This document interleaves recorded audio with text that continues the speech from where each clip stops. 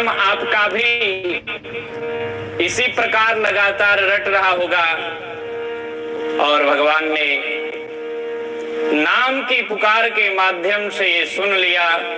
प्रभु की अद्भुत कृपा, भगवान शंकर हिमालय की उस दिव्य चोटी पर बैठे हैं।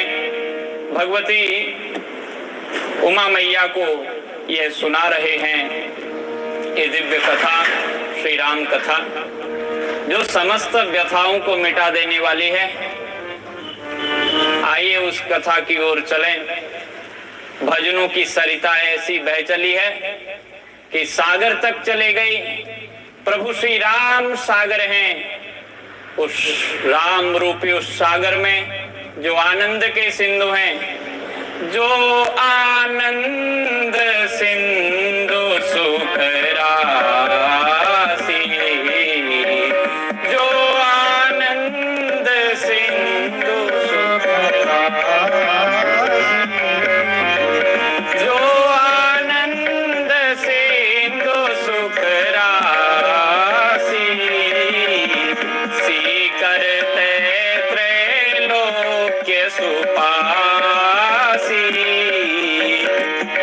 करते त्रैलोक्य सुपासी, सी करते त्रैलोक्य सुपासी,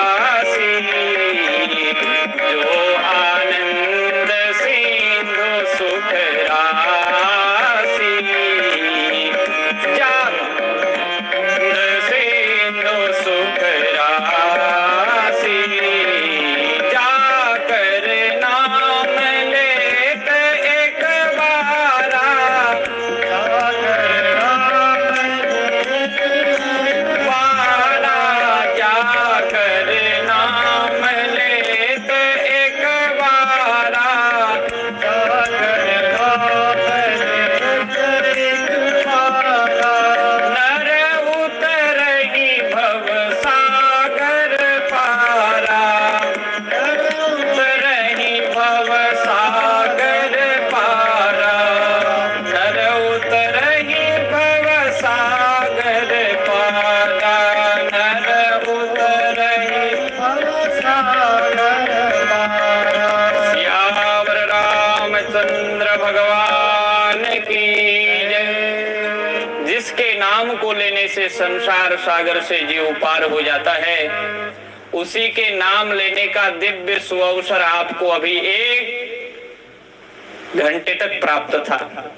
आप लोगों में से कितने लोगों ने उस नाम का फायदा लिया होगा, यह तो कहना मुश्किल है, लेकिन जिन्होंने लिया नाम वो अत्यंत भाग्यशाली और भगवत कृपा के योग्य हैं। अब उस कथा की ओर चलें जो भगवान शंकर के मुखारविंद से निकल रही है। और ये कथा कल मैंने बताया था, ये साक्षात गंगा है। भगवान शंकर का वह मुख ही हिमालय है। जैसे गंगा मैया हिमालय से निकलती है, वैसे ही कथा गंगा भी भगवान शंकर के श्री मुखारविंद से निकल रही है। और गंगा मैया हिमालय से निकलती हैं, सागर में समाहित होती हैं। उसी प्रकार ये श्री राम कथा रूपी गंगा भी श्री राम रूपी सागर में प्रविष्ट होती है, समाहित होती है। और श्री राम कैसे सिंधु हैं? गंगा माता तो लवण सिंधु में प्रविष्ट होती हैं, नमक के खारे सिंधु में, सागर में प्रविष्ट होती हैं और वह स्वयं खारी हो जाती हैं। लेकिन जो कथा जाती है भगवान शंकर के मुख से, वो श्री राम रूपी अमृत में समाहित होती है। वो श्री राम रूपी सागर क्या है? तो गोस्वामी जी कहते हैं, जो आनंद सिंधु सुख राशि। ये तो आनंद का सिंधु है। ये भगवान की कथा, इसमें आप बह भी जाएंगे तो कहाँ जाएंगे? साक्षात सुख सिंधु में, आनंद रूपी सिंधु में समाहित होंगे। भगवान के उस दिव्य नाम का ये सुअवसर प्राप्त हुआ। हनुमान जी जब कृपा करते हैं तो व्यासपीठ में बैठा करके और समक्ष श्रोताओं को बैठाते हैं और कहते हैं, श्री राम के नाम का जाप करो। श्री राम का नाम साक्षात अमृत स्वरूप है। नाम की महिमा ही कथा की महिमा है। कथा का सार तत्व राम नाम में प्रतिष्ठित है। भगवान शंकर ने सारी कथा दे दी, लेकिन राम नाम को नहीं दिया। राम नाम को अपने पास रखा, और जो राम नाम को अपने पास रखता है उसके पास सब कुछ आ जाता है, सर्वस्व उसके पास रहता है। राम नाम को लेकर के भगवान शंकर ने विष पिया, वह भी उनके लिए अमृत तुल्य और अलंकार आभूषण बन गया, नीलकंठ कहलाए। भगवान शंकर ने वो विषपान किया, किसके प्रभाव से? भगवान के नाम के प्रभाव से। और श्री हनुमान जी ने भी नाम के प्रभाव से ही श्री राम को अपने वशीभूत किया है। भगवान शंकर नाम के प्रभाव से विष को पीते हैं, नीलकंठ कहलाते हैं, जगत में सुशोभित होते हैं। और श्री हनुमान जी महाराज राम नाम का आश्रय लेकर के ही श्री राम को अपना अनुगत बना देते हैं। श्री राम को अपना स्वामी होते हुए भी अपने अंदर में भर लेते हैं, अपने अधीन कर लेते हैं, अपना ऋणिया बना लेते हैं। बड़ी सुंदर बात भगवान श्री राम ने हनुमान जी से कही। कैसे कही? अपना कर कमल हनुमान जी के शीश पे रखा है। प्रभु कर पंकज कपि के सीसा, प्रभु कर पंकज कपि के सीसा, सुमिरी सुदशा मगन गौरी सा, सुमिरी सुदशा मगन गौरी सा, सुमिरी सुदशा मगन गौरी सा, सावधान मन करि पुनि शंकर, सावधान मन करि पुनि शंकर, कहने लगे कथा अति सुंदर, कहने लगे कथा अति सुंदर, प्रभु पद पंकज, प्रभु कर पंकज कपि के सीसा, मगन सुदशा गौरी सा, मगन सुदशा होई गौरी सा, कहने लगे कथा अति सुंदर। प्रभु श्री राम श्री हनुमान जी के मस्तक पर अपना हाथ रखे हुए, जय हो। और इस दशा को श्री भगवान महादेव ने देखा, अत्यंत आह्लादित हो गए, अत्यंत प्रसन्न भये। अरे भगवान महादेव ने हर प्रकार का स्वाद लिया है, प्रभु से हर प्रकार का संबंध किया है। सख्य भक्ति कैसी होती है, भगवान शंकर ने उसका स्वाद लिया। और दास्य भक्ति कैसी होती है, वात्सल्य भक्ति कैसी होती है, हर प्रकार की भक्ति का स्वाद लिया, आसक्ति का स्वाद लिया। श्रीमद नारद जी महाराज ने भक्ति की 11 आसक्तियों का वर्णन किया है भक्ति सूत्र में, और श्री महादेव ने 11 रूप धारण किए, 11 रुद्र कहलाए, और श्री राम की हर प्रकार की आसक्ति करके श्री राम में उस भक्ति का आस्वादन किया। और जो दास्य भक्ति है वो हनुमान जी के रूप में श्री महादेव जी ने प्राप्त किया। और भगवान श्री राम ने अपना करकमल रख दिया शीश पे, तो वात्सल्य रस भी बरस रहा है। और इस रस को जब हनुमान जी के रूप में भगवान महादेव ने प्राप्त किया, हनुमान जी तो मग्न हो ही गए और कथा कहते कहते शंकर भी मग्न हुए और कथा को भूल गए। भगवान के स्नेह को पाकर भगवान शंकर भी कुछ क्षणों के लिए कथा को भूले। कथा तो बड़ी सुंदर थी, फिर मन लगाया, कुछ बाहरी दृष्टि की ओर आकर्षित भये और तुरंत कथा कहना प्रारंभ किया। अगर वक्ता अंतर्हित हो जावे, अंतर ध्यान हो जावे, भगवान का ध्यान करने लग जाए तो कथा बंद हो जाती है, शब्द विराम हो जाते हैं।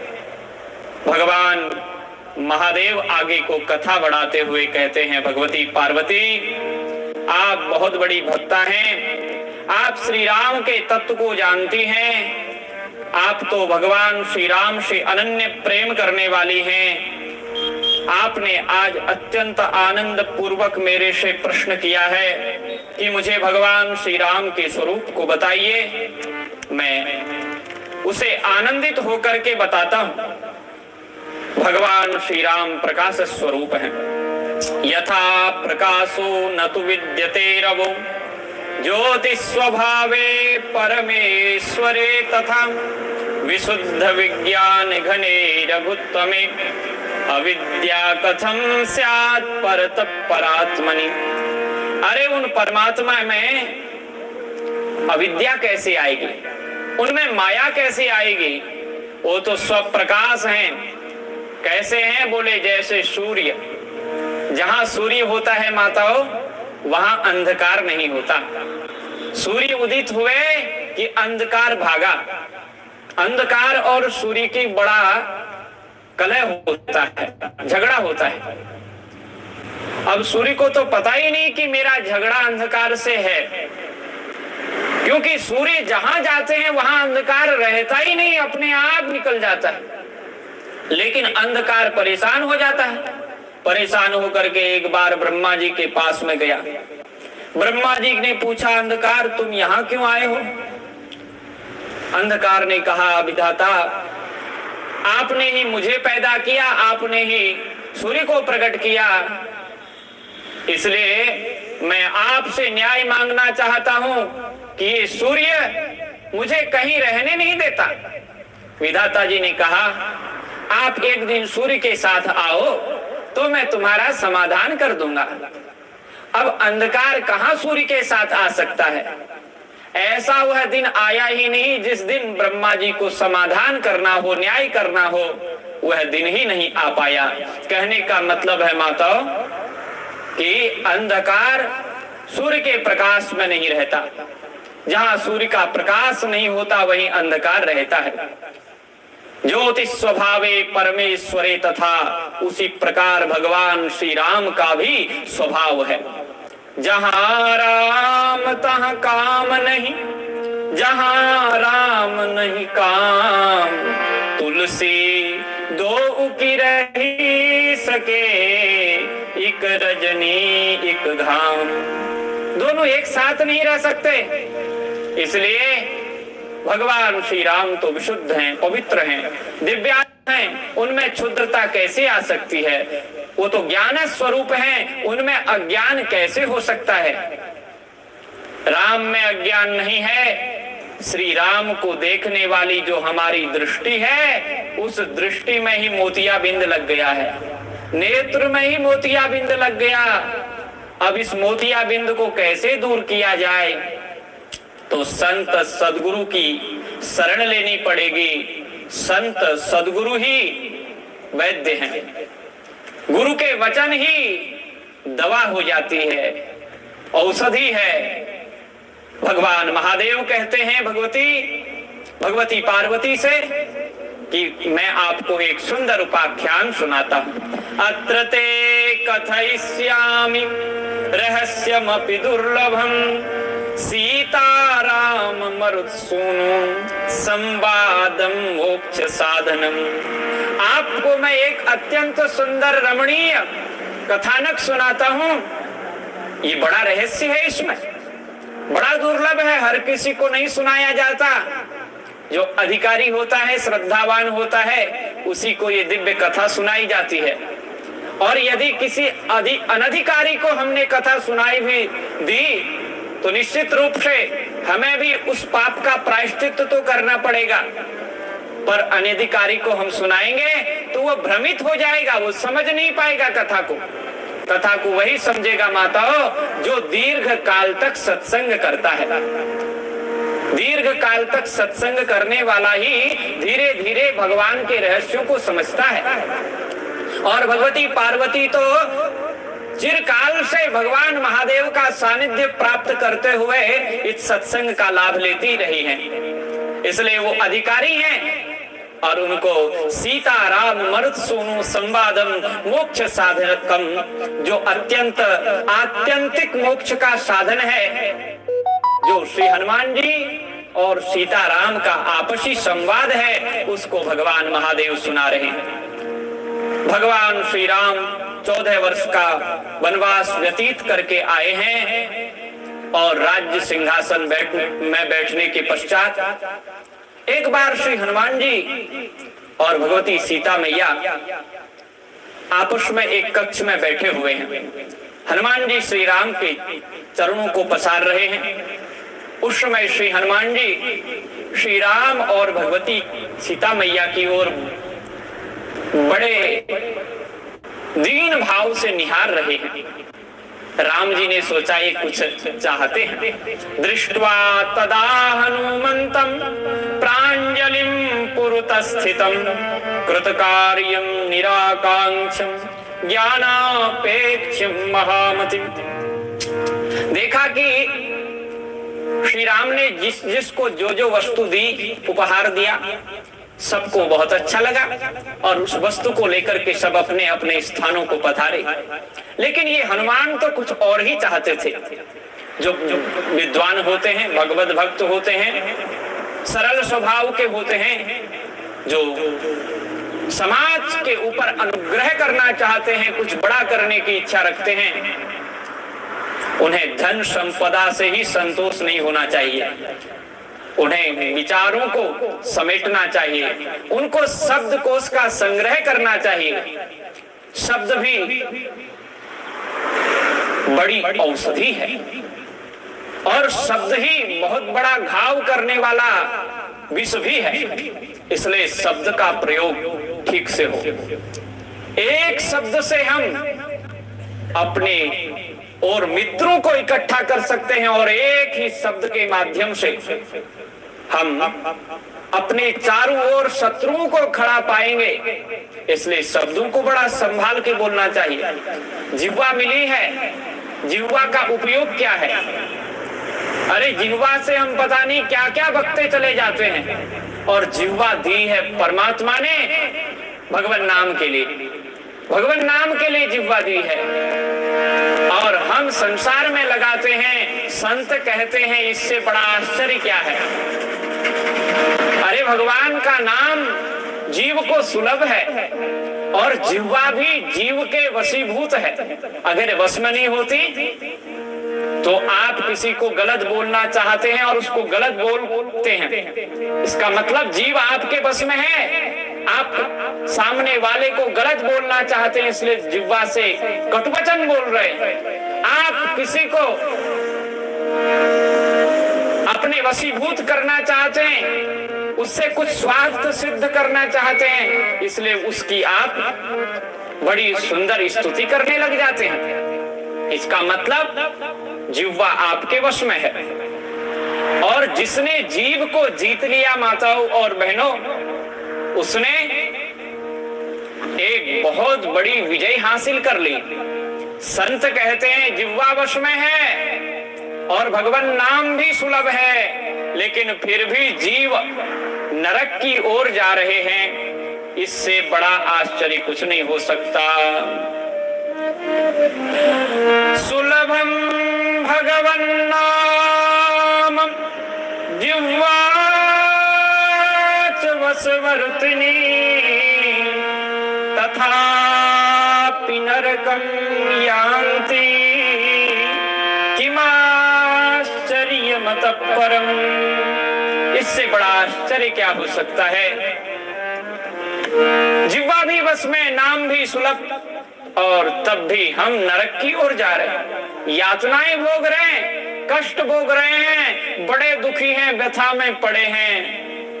धिक्कार है ऐसे जीवन को। अरे संतों ने चेता दिया तो जाग जाओ। संत तो जगाने के लिए हैं। उत्तिष्ठ जागृत प्राप्य वरान निबोधता वेद की वाणी है। श्रुति भगवती स्वयं कह रही है उठो और जागो। बड़ी अद्भुत बात कही। पहले कहा उठो और फिर कह दिया जागो। इतना तो मूर्ख से मूर्ख भी समझ रहा होगा कि जब उठ जाएंगे तो फिर जागने की क्या आवश्यकता है। नहीं नहीं, मूर्ख नहीं समझता।